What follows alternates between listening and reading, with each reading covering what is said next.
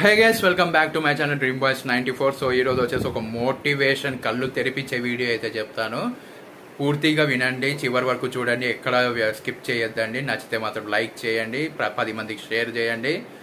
Dream boys 94 channel subscribe చేసుకుని bell icon click చేసి ఆల్లో పెట్టుకోండి. వీడియోని అయితే స్టార్ట్ చేద్దాం. సో ఇప్పుడున్న ఈ కాలంలో మందు, సిగరెట్ ఇలాంటివి కాకోకుండా చాలా భయంకరమైన వ్యసనం అయితే ఒకటి ఉంది. అదే దానగుణం. సో దానగుణం ఎలా ఉండాలి? మన దగ్గర ఒక 10,000 ఉంటే 2,000 ఇచ్చి మిగతాది మనం పెట్టుకోవాలి. లేకపోతే 5,000 ఇచ్చి 5,000 పెట్టుకోవాలి.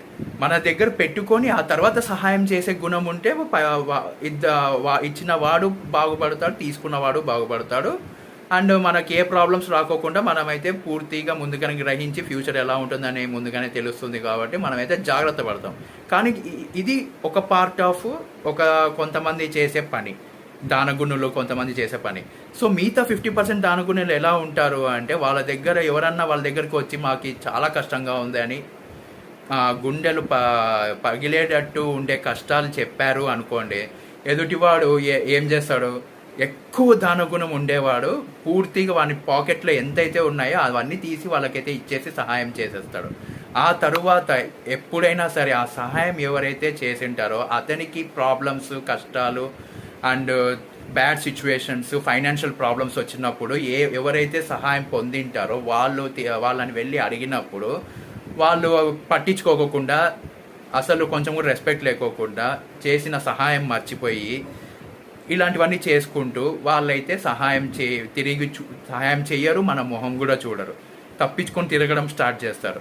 సో అలాంటి వాళ్ళకి సహాయం చేసే బదులు వేరే వాళ్ళకి సహాయం ఎలాంటి వాళ్ళకి చేయాలి?